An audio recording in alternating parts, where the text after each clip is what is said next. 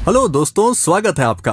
तो आज हम बात करेंगे भारत के एक ऐसे वीर की जिसने दुश्मन को ना सिर्फ नाकों चने चबवाए थे बल्कि पूरे तरीके से घायल होने के बावजूद अपनी जीत सुनिश्चित की।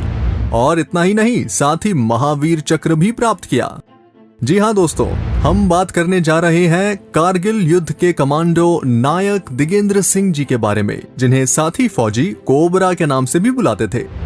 नायक दिगेंद्र कुमार जिला सीकर राजस्थान से आते हैं तथा इनका जन्म 3 जुलाई 1969 को हुआ था। इनके पिताजी खुद फौजी थे, जिन्होंने 1948 के भारत पाकिस्तान युद्ध में अपनी वीरता का परचम लहराया था। अपने पिता की वीरता का नमूना देख दिगेंद्र कुमार ने भी भारतीय फौज में शामिल होने का निर्णय लिया। दिगेंद्र कुमार 3 सितंबर 1985 को 2 राजपुताना राइफल्स में शामिल हुए और भारतीय सेना के सर्वश्रेष्ठ कमांडो में से एक बन गए। उन्होंने अपनी अलर्टनेस और ट्रेनिंग से केवल ध्वनि के बल पर लक्ष्य पर प्रहार करने का कौशल प्राप्त कर लिया था। प्रशिक्षण पूरा करने के बाद उनकी बटालियन जम्मू कश्मीर में तैनात थी।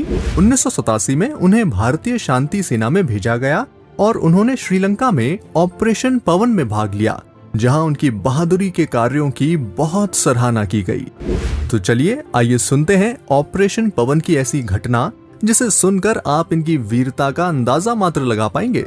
ऑपरेशन पवन के दौरान 10 पैरा एसएफ के 36 जवानों को लिट्टे के लोगों ने कहीं गहरे जंगल में घेर लिया। लेफ्टिनेंट जनरल एएस कालकट ने उन्हें मुक्त कराने का ये कार्य दिगेंद्र कुमार को सौंपा। दिगेंद्र कुमार ने 50 किलो गोला बारूद और बिस्कुट लिया और नदी के माध्यम से रवाना हुए। उन्होंने न केवल 10 पैरा कमांडो के 36 सैनिकों को लिट्टे के लोगों से गोला बारूद और खाद्य सामग्री उपलब्ध कराकर बचाया, बल्कि एनिमी के एक महत्वपूर्ण गोला बारूद डिपो को भी नष्ट कर दिया और अन्य कमांडो के साथ 39 आतंकवादियों को मार गिराया। बाद में पूरे ऑपरेशन में उनके इस महान कार्य की काफी सराहना हुई। चलिए तो अब दोस्तों हम बात करेंगे कारगिल युद्ध में नायक दिगेंद्र सिंह जी के वीरता के किस्सों के बारे में। कारगिल युद्ध में दिगेंद्र की भूमिका महत्वपूर्ण थी। कारगिल युद्ध में सबसे महत्वपूर्ण कार्य तोलोलिंग की चोटी पर फिर से कब्जा करना था। ये कार्य राजपुताना राइफल्स द्वितीय बटालियन को सौंपा गया था। तोलोलिंग पहाड़ी को मुक्त करने की योजना बनाने के लिए जनरल मलिक ने गुमरी में राजपुताना राइफल्स की एक बैठक बुलाई। वहां पर दिगेंद्र ने खुद को कोबरा के नाम से पेश किया। उन्होंने एक ऐसी योजना बनाई जिसके द्वारा जीत निश्चित थी। दिगेंद्र ने संकेत दिया कि उन्हें 100 मीटर रूसी रस्सी की जरूरत है, जिसका वजन 6 किलो हो और 10 टन की असर क्षमता के साथ साथ रूसी कीलें भी हो, जिन्हें आसानी से चट्टानों में डाला जा सके।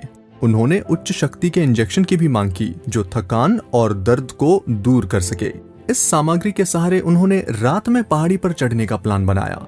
रास्ता दुर्जय और दुर्गम था, लेकिन उन्होंने क्षेत्र की दूरबीन से क्षेत्र की अच्छी तरह से जांच और परीक्षण किया था। प्लान के एग्जीक्यूशन के एक दिन पूर्व लगभग 11 बजे जनरल मलिक ने दिगेंद्र का हौसला बढ़ाते हुए कहा, बेटा, हमारी सफलता के 48 घंटे पहले वीपी मलिक की बधाई स्वीकार करें। बेटा, अगर हम कारगिल जीत गए तो कल सुबह मलिक खुद आपके लिए नाश्ता लेकर आएंगे। जी हाँ दोस्तों, और योजना को 10 जून 1999 की शाम को अंजाम दिया जाना था। धमाकों को छोड़कर पहाड़ियों में घातक सन्नाटा तथा चारों तरफ बर्फ थी। धीरे धीरे सतर्क कदमों से दिगेंद्र और उनके साथी सैन्य सामान के साथ आगे बढ़े। उन्होंने चट्टानों में कीले ठोक दी और रस्सी बांध दी। जब वे आधे अधूरे थक गए तो उन्होंने इंजेक्शन लगवाए। जब दिगेंद्र के हाथों ने काम करना बंद कर दिया तो उन्होंने रस्सी को अपने दांतों से पकड़ लिया और नीचे देखने पर 5000 फीट गहरी खाई थी। और 14 घंटे के बाद वे तोलोलिंग की चोटी पर पहुंचे। और आपको ये जानकर ताज्जुब होगा कि उनकी ये पूरी यात्रा एक रस्सी के सहारे ही थी। कमांडो टीम में मेजर विवेक गुप्ता, सूबेदार भंवरलाल भाकर, सूबेदार सुरेंद्र सिंह राठौर, लांस नायक जसवीर सिंह, नायक सुरेंद्र, नायक चमन सिंह तेवतिया, लैंस नायक बच्चन सिंह, जशवीर सिंह, हवलदार सुल्तान सिंह नरवर और दिगेंद्र कुमार शामिल थे। पाकिस्तानी सेना ने तोलोलिंग पहाड़ी की चोटी पर 11 बंकर बनाए थे। दिगेंद्र को पहले और आखिरी 11वें बंकरों को निशाना बनाना था। बाकी लोगों को बाकी 9 बंकरों को निशाना बनाना था। वे गोला बारूद के साथ पहाड़ी पर चढ़ गए। इसके बाद कोबरा के साथियों ने जमकर फायरिंग की, लेकिन हिल नहीं पा रहे थे और 1 मीटर ऊपर से तोपें दागी गई। लेकिन इसी बीच दिगेंद्र बुरी तरह जख्मी हो गया। उनके सीने में 3 गोलियां लगी थी, एक पैर बुरी तरह घायल हो गया था और उनके ऊपरी शरीर को 18 गोलियों का सामना करना पड़ा था। उनका पिट्ठू बुरी तरह फटा हुआ था, उनका एक जूता गायब था, उनकी पैंट और शर्ट के टुकड़े हो गए थे तथा उनके हाथ से उनकी बंदूक भी गायब थी। फिर उन्होंने खून की कमी को रोकने के लिए खुद को पट्टी बांध ली। सूबेदार भंवरलाल भाकर, लांस नायक जसवीर सिंह, नायक सुरेंद्र और नायक चमन सिंह दुश्मन द्वारा किए हमले में वीर गति को प्राप्त हुए। दिगेंद्र सिंह को लांस नायक बच्चन सिंह की ओर से एक पिस्तौल और सुल्तान सिंह की ओर से एक ग्रेनेड दिया गया था। सिर में गोली लगने से मेजर विवेक गुप्ता मौके पर ही शहीद हुए।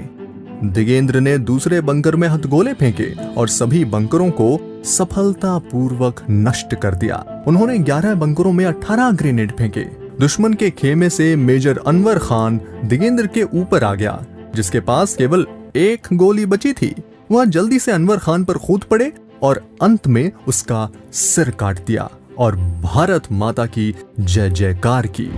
इस प्रकार दिगेंद्र ने पहाड़ी की चोटी पर फिर से कब्जा कर लिया और 13 जून 1999 को सुबह 4 बजे भारतीय तिरंगा फहराया। तो दोस्तों, आज के वीडियो में बस इतना ही। अब वक्त है आपसे विदा लेने का। ऐसे और भी इंटरेस्टिंग और इन्फॉर्मेटिव वीडियोस के लिए सब्सक्राइब कीजिए SSB क्रैक एग्जाम्स चैनल को और हाँ, बेल आइकन दबाइए जिससे आपको हमारे लेटेस्ट वीडियोस के अपडेट्स मिलते रहें। फिलहाल इसी के साथ मैं आपसे विदा लेता हूँ। जय हिंद।